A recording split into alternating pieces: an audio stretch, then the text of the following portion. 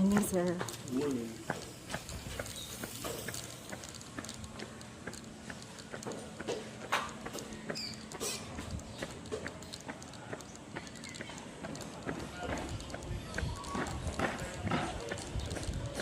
Balik na tayo.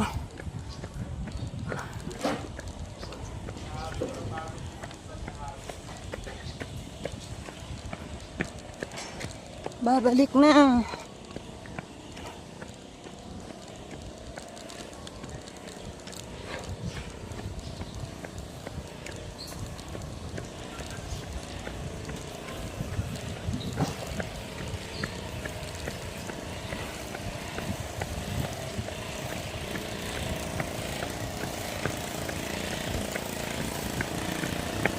Maganda din po yung ganitong exercise na tumatakbo ka.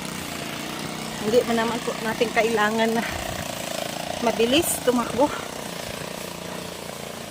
Kasi sa akin, nadi-develop po yung aking endurance, strength, at saka yung hangin. So, pag may puntahan ako, nilalakad ko lang, nakakayanan ko. Ito yung benefits ng exercise like this, running. Hello, doggy. Morning po. Pababa na tayo ulit. Pag pababa, mabilis. At flat, pag flat, anti-rain. So, pag paakyat na naman, babagal na naman yung ating steps at takbo.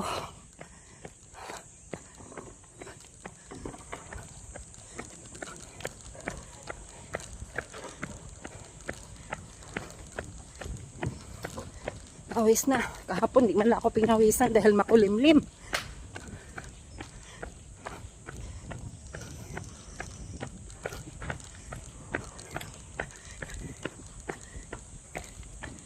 Gumamela, pink. Wow. Si mangga, oh. Tingnan ninyo yung mangga. Dito lang. Nahuhulog lang yan. Kinukuha na lang ng maintenance kasi wala mang dumadampot.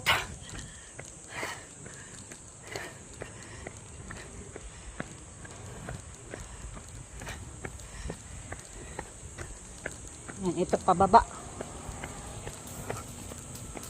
Pababa na ito. Pag ikot natin, yun na yung paakyat po.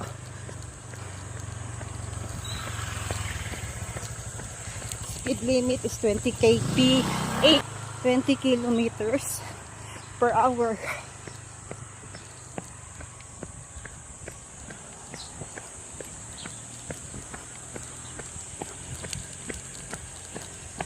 Mabilis kasi pababa. Dito na sa paakyat ang medyo mahirap at hingal.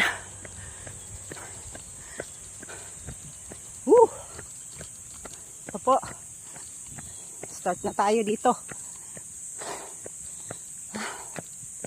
Paakyat.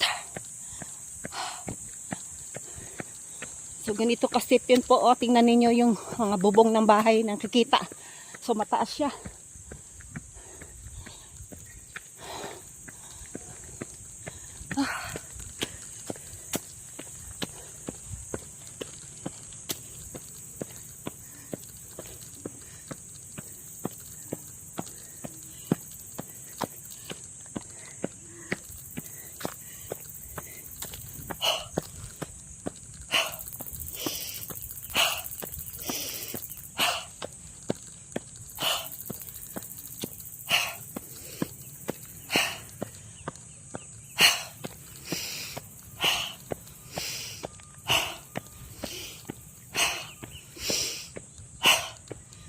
Breathe in sa ilong. Breathe out sa bunganga.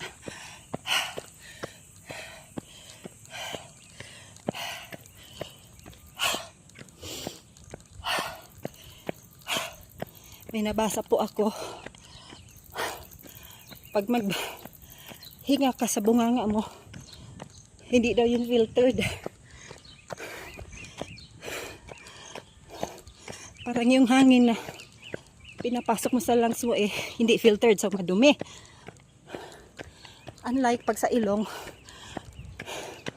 nafi-filter siya.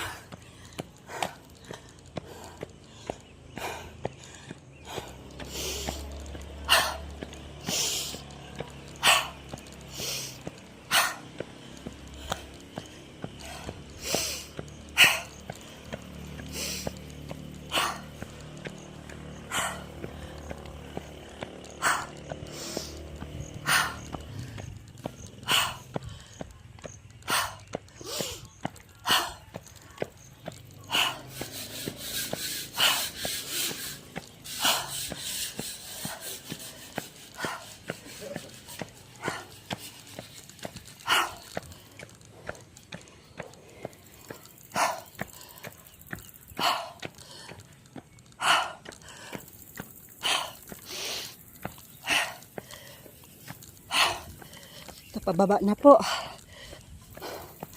Pababa na tayo ulit. Sa pinagalingan natin.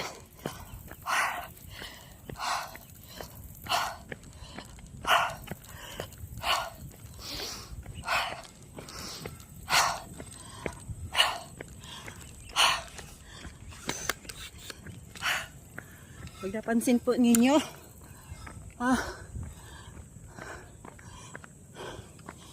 overlooking. Kahapon kasi kumuha ako dito.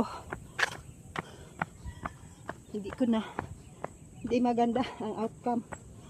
Kasi makulimlim, so hindi kita yung view.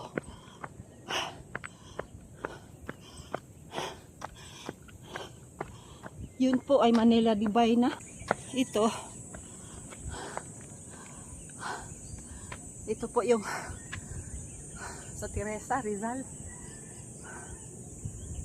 Nakikita po niyo sa unahan.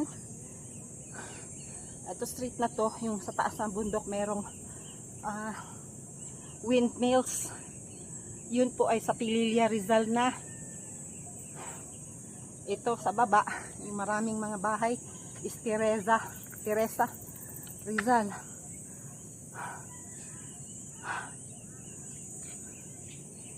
Hindi ko alam pa hindi ko natanong kung ano pa yung mga ibang bayan nandito.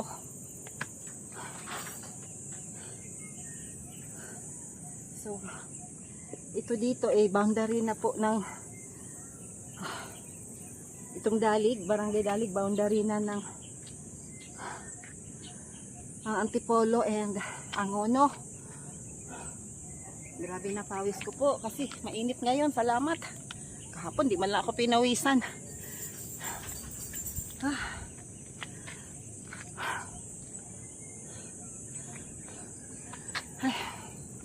So after exercising po, mga kaibigan, mag-stretching po tayo, huwag uupo agad.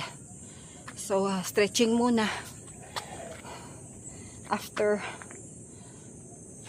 running, at huwag muna uminom ng tubig. Siguro mga 30 minutes. After pwede na. Huwag daw yung lagok.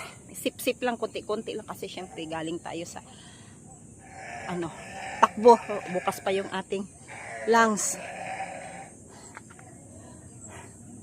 And before exercising, bago po tumakbo, ganun din. Mag-stretching din to avoid injuries. Para maalagaan din natin ang sarili natin. Hindi yung basta takbo ka na lang. Kailangan muna mag-exercise konti, stretching muna.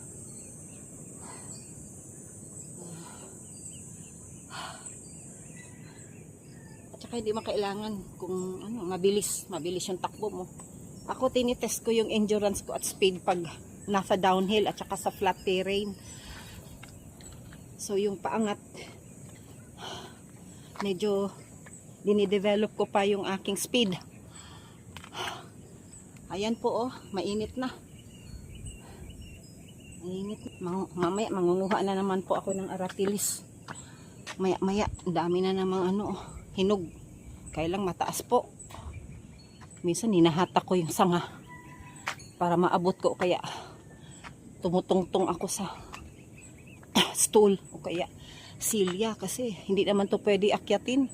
Tingnan nyo, ang dami pong pula-pula Hinog na. Mahirap po akyatin dahil marupok po ang sanga nito eh. Baka tayo mahulog at mabalian. Mahirap na, may edad na. So hanggang sungkit-sungkit na lang tayo at hatak-hatak. Nakakakuha rin naman kahit papaano.